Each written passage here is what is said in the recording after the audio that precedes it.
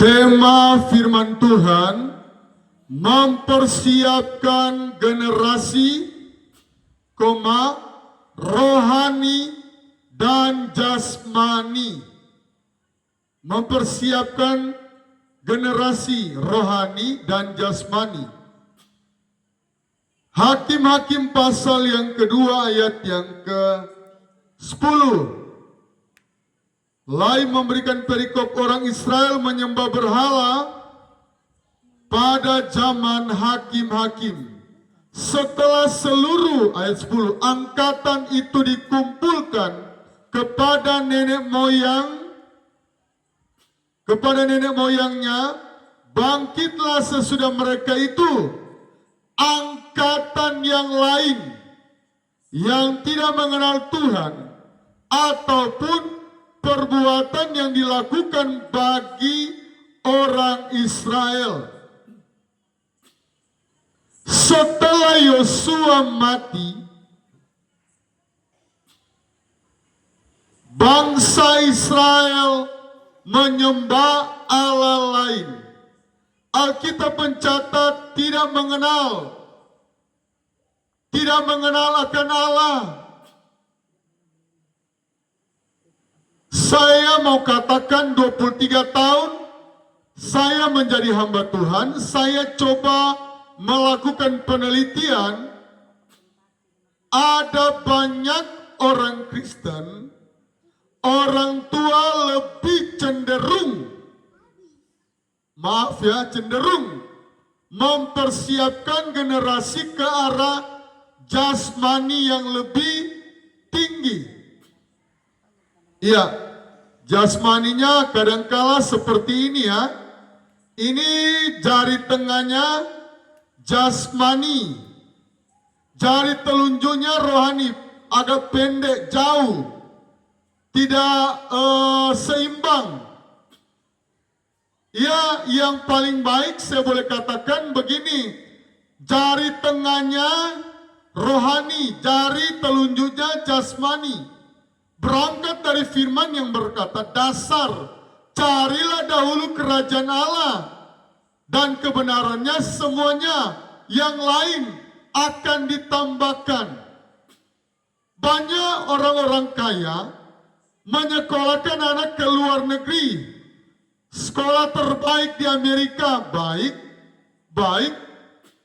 Tetapi ada banyak anak-anak yang dia salah jalan, pengaruh teman di Amerika. Dia salah jalan, pergaulan seks bebas di Amerika. Karena tidak diimbangi dengan jari tengah ini, telunjuk jari tengah, berbicara soal kerohanian. Yosua memang hebat sekali. Yosua adalah yang bisa dipercaya masuk ke tanah Kanaan ketimbang Musa. Tetapi kelebihan dari Musa mampu mempersiapkan Yosua.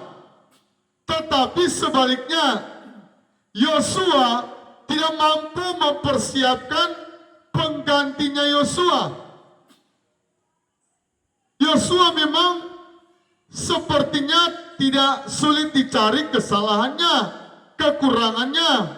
Tetapi kekurangan terbesar yang saya pelajari dari firman Tuhan, dia tidak mempersiapkan generasi. Berangkat contoh yang kedua, yaitu Raja Salomo. Daud, dia mempersiapkan Salomo anaknya. Tetapi Salomo tidak mampu mempersiapkan Rehabeam yang hanya memimpin 17 tahun. Dan dia melakukan apa yang jahat di mata Tuhan.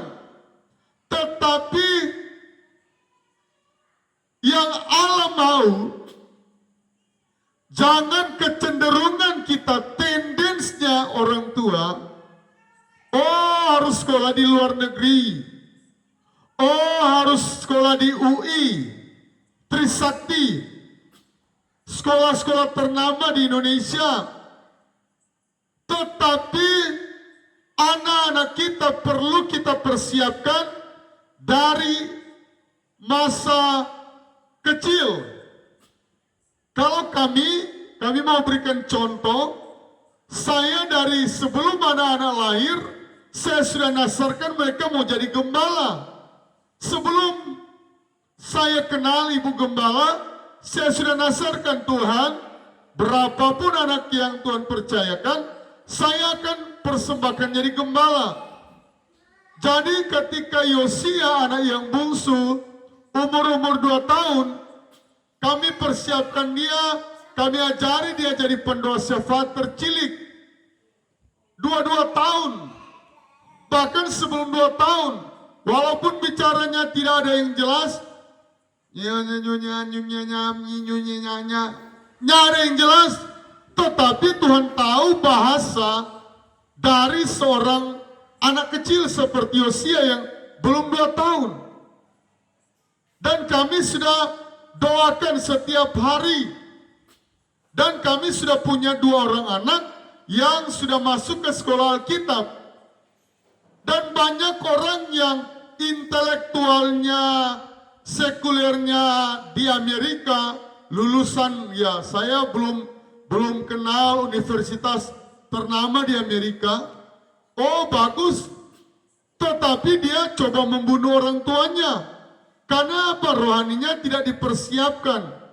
Jadi mempersiapkan generasi itu, yaitu generasi anak-anak kita, cucu kita, cece kita, adalah rohani yang paling utama. Rohani yang paling utama. Sekulernya tidak salah. Di UI, Universitas Trisakti, universitas top di Indonesia nggak salah. Tetapi yang salah kalau rohaninya kurang gizi. Dan kedua, hal yang perlu kita persiapkan adalah tidak semua anak-anak kita, mereka punya kuliahnya, mereka berhasil di kuliahnya. Jadi ada reserve. Reserve-nya apa? Pekerjaan dari orang tua kita harus kenalkan kepada anak-anak kita. Misalnya orang tuanya ada pertokoan, bisnismen. Kita harus ajari dia bisnismen. Walaupun dia jurusannya teknik, kan gak nyambung. Tetapi kita jaga-jaga. Jangan sampai usaha orang tuanya pertokoan, bisnismen, oh berhasil kelola miliar, kelola triliun. Tetapi setelah orang tua meninggal, nggak ada yang ngurus, nggak ada yang tangani.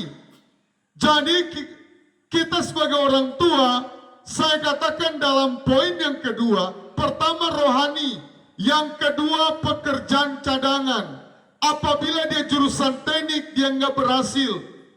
Tidak semua yang saya lihat jurusan di perkuliahan, dia berhasil lewat jurusan itu. Tidak semua. Bahkan pada umumnya mereka larinya ke dagang. Penjual online contohnya. Kenapa? Hidup manusia kita tidak tahu. Kadang-kala kita punya, kita bangsa berkata, kita hanya merencanakan. Tapi Tuhan yang menentukan. Oh, jurusan tekniknya orang tuanya atau dianya mau. Ya sekarang kan bukan zaman Siti Nurbaya. Anaknya mau, dia sekolah teknik. Tetapi setelah dia S1 teknik, dia nggak berhasil di bidangnya itu. Jadi harus kita siapkan. Yang kedua adalah pekerjaan cadangan. Mari kita orang tua. Yang pertama, poin yang pertama, yaitu rohaninya. Harus nomor 1, carilah dahulu firman Tuhan. Supaya apa? Anak-anak kita berhasil. Karena Tuhan mau di Alkitab isinya bukan 100% rohani, bukan, no. Tetapi yang Tuhan mau, kita juga harus mempersiapkan pekerjaannya.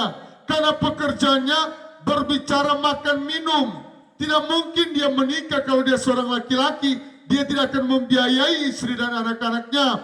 Jadi yang pertama rohani yang kita persiapkan, yang kedua jasmani yaitu pekerjaan cadangan lain dari mata kuliah yang menjadi jurusannya. Tuhan Yesus memberkati.